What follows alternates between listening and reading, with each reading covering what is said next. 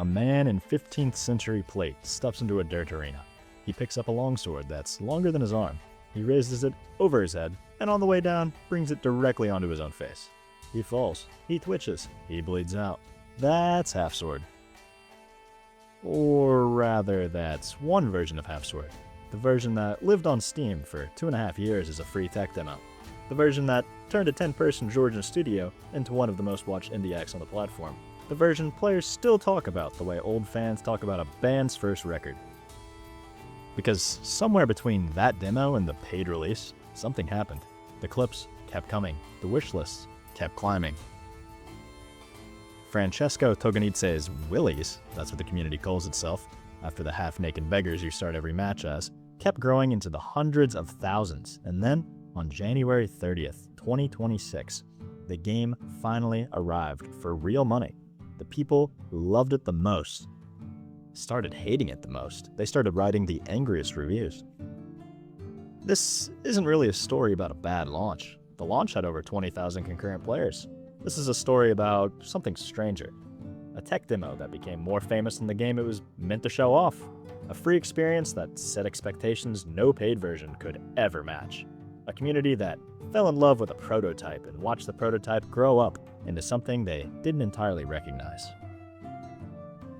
Half-Sword had no business going viral. No publisher push, no celebrity voices, no cinematic reveal at a summer games fest.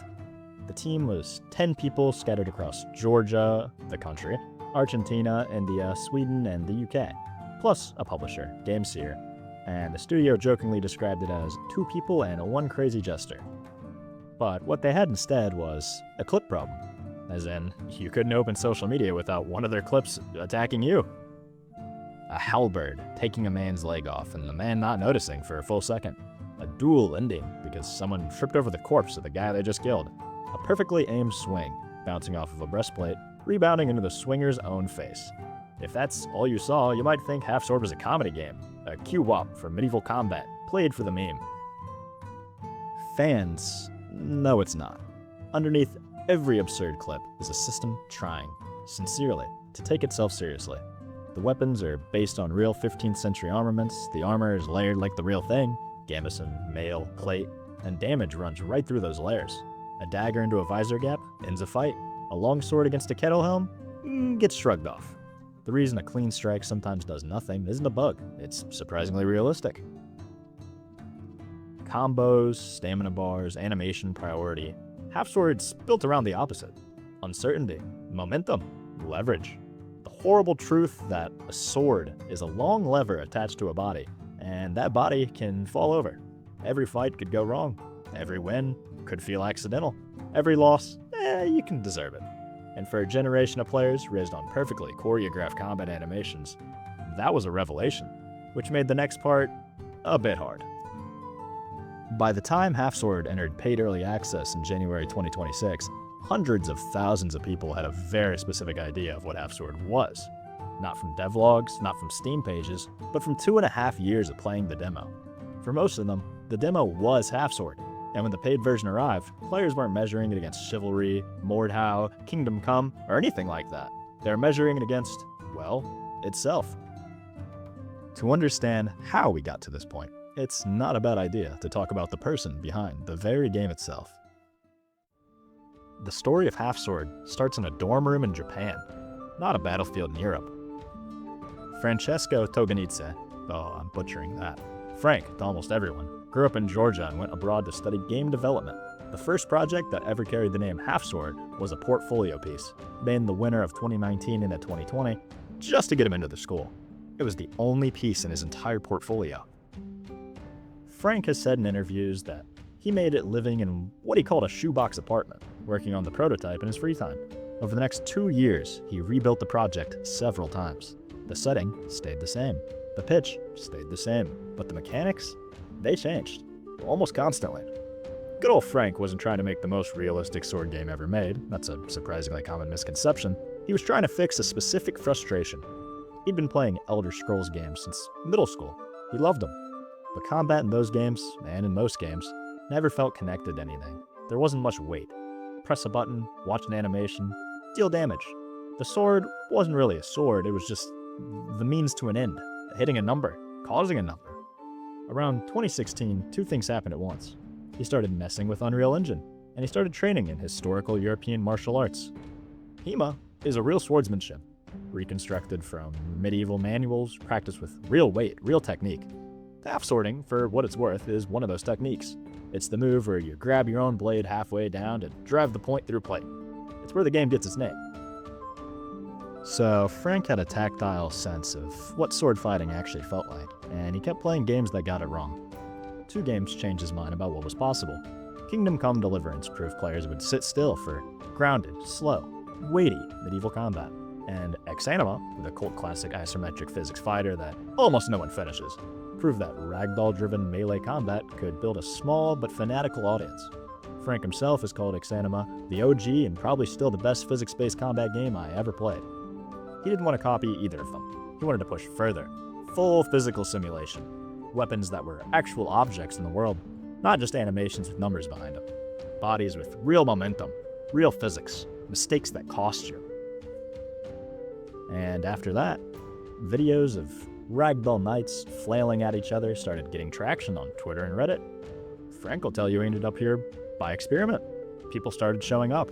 A community formed around something that wasn't even a game yet. And that's when it stopped being a student project. Frank moved back to Georgia in 2024 and built a studio around it. Ivan Nusterov came on as art and creative director, and if Frank is the engine, Ivan was the eye.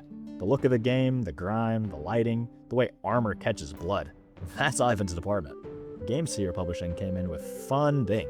Technical artist Alexander Finnegan built out the multi-layered damage system. The team grew to about 10 people, working remotely from 5 countries. With Frank wanting, in his own words, to be proud of running one of the very few Georgian studios on Steam. But success introduced a new problem, and it's the problem that's going to define the rest of this story. Because a prototype only needs one good idea. A commercial game needs everything else. Menus, progression, optimization, saving, balancing, UI. The boring stuff that never goes viral. Half Sword's appeal was never tied to content. It was tied to feel. And feel is the most fragile thing in a game design. You change one thing in the physics, players noticed immediately. Especially the players who spent 400 hours plus mastering an earlier version. That, more than anything else, is what was waiting for the team in January 2026. The disastrous Half Sword demo hit Steam on October 13th, 2023. At first, it looked like a very promising demo. Then something unusual started happening. People kept playing it, and kept playing it, and kept playing it. Most demos? Disposable. You play them once, maybe twice, you get a feel for the game, you move on. Half Sword's demo became something else entirely. Players really treated it like a finished game. They learned every weapon's timing, they made a huge fan base around it, they mapped the differences between a kettle hat and a bassinet. They figured out which armor combinations let them survive an axe to the chest. They wrote guides, they made tier lists. They built so much community around this build, and it wasn't even feature complete. The reason? It's simple, and any fan watching this knows it instinctively. Half Sword is fun. Every fight was unique. Every win was unique. Every loss has a freeze frame you can point at and say, wow, what is happening? The physics system constantly produces sequences that look scripted, but they aren't. A clean parry into a shield bash into a tripping kill? Completely unrepeatable, but entirely possible. Which is what made the game perfect for the algorithm. A 10-second Half Sword clip didn't need any context, didn't even need a caption, didn't even need a setup. You just watch a guy decapitate himself on a wall. It explains itself. By late 2024, the numbers were starting to be a little ridiculous. The Steam demo alone passed 1.7 million downloads. A parallel Steam playtest pulled in another 840,000. The itch.io version added nearly 400,000 more. Wish lists for the unreleased paid release crossed 400,000 in the first 6 months, and kept climbing. The community tracker eventually counted around 10,000 Half Sword videos. Then came Steam Next Fest, where Half Sword wasn't just a participant, it was the breakout, the most played demo of the entire showcase. By spring 2025, the concurrent player demo count peaked above 15,000. Players weren't really excited for Half Sword. They were attached to a specific Half Sword, the one with the types of combat they'd learned, the one where the longsword swung the way they knew it would, the one where, after months of practice, they could finally control it, they could finally run the game, and boy oh boy did they. Without anyone really noticing, the demo had quietly become the canonical version of the game in the players' heads. And the developers? They'd been moving past it for a year. When Half-Sword finally entered early access on January 30th, 2026, it was not a disaster. Concurrent players cleared 20,000 on launch day. The community came back in force. Creators returned. The interest was, by any normal measurement, an absolute hit. Then the comparisons started. Not to Chivalry, not to Mordhau, not to anything outside the game itself. Comparisons to the demo. Reddit threads, Steam discussions, YouTube reactions. One phrase kept showing up. The demo felt better. That was the center of it. Players posted clips next to each other frame by frame. Some said combat was heavier. One said movement was less responsive. Some flagged changes to the procedural animation. Wikipedia's launch coverage would later cite complaints about the ragdoll system specifically, with players saying it was much easier than before to send your character into an uncontrolled flail. Others felt enemy behavior had shifted in ways they couldn't quite articulate. Whether every single criticism was objectively correct is besides the point. Players believed something had changed, and in a game built on physical feel, perception is most of the experience. If it doesn't feel the same, it's not the same. But the issues didn't end there. There were optimization problems, there were performance complaints, there were crashes on certain hardware, there were progression questions, there was, and this one stung, a launch trailer that showcased features that weren't actually in the early access build on day one. PC Gamer's Rick Lane put it bluntly. The team sympathy was real, he wrote. Players generally don't like it when a game they love suddenly changes. But in his words, it doesn't help when your own marketing contributes directly to the wrong expectations. Trailer footage was read as bait and switch. Each issue reinforced the others. Performance problems made the new combat feel worse. The marketing mismatch made every other change feel suspicious. Negative clips spread faster in patch notes. Frustration spread faster in explanation. And once a narrative locks in online, there's not much you can do to change it, especially when you're not communicating with your audience clearly. In fact, the lack of information on development had led a lot of fans to assume the developers had, quite frankly, taken their money and ran. This potentially unfair assessment was one of the most disparaging pieces of criticism towards the development team, as it compounded and compounded into a theory that was looking increasingly less unrealistic. The most visible casualty showed up on Steam. Half-Sword's review score slid into mixed and stayed there. 66% positive overall. Recent reviews hovering closer to 50. The yellow label became the first thing anyone saw on the store page.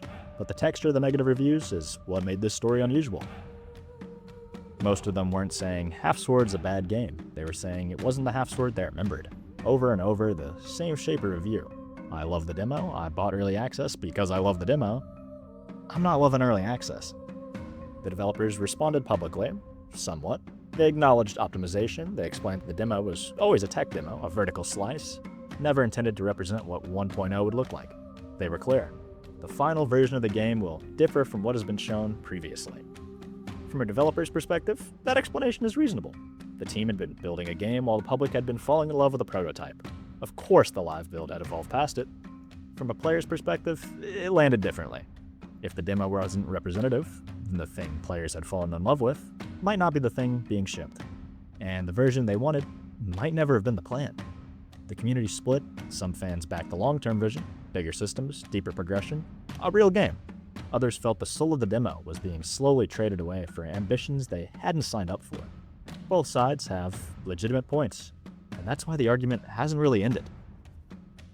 And I believe if Frank and his team can keep the spontaneity, the unpredictability, the awful weight of a body that doesn't quite know what it's doing, the things that made people fall in love with the game in the first place, while still building all the unglamorous systems a finished game needs to have, then the early access backlash will just be a footnote. It happens all the time. No Man's Sky, Cyberpunk, hell, Sea of Thieves. Steam reviews recover, reputations come back. Early access redemption is one of the most common stories in modern PC gaming. But if players keep feeling that development is drifting further from the thing that they came for, the gap could get worse. And once it hardens, no patch can really fix it. And that's the real fight. Half-Sword's strongest asset was never the gore or the realism or even the viral moments. It was the feeling, the moment a new player realized they were not playing a normal game. The moment chaos started feeling like authenticity.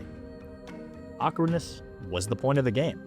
It was supposed to be clunky, but in a good way, a streamlined way. And that feeling, I believe, came from Frank's original obsession, his original passion, the belief that combat should be physical. Chaos could be honest. Chaos could be fun. Those beliefs turned a school portfolio piece into one of the most amazing indie games on Steam. The demo that made Half Sword famous. The early access launch that made it controversial.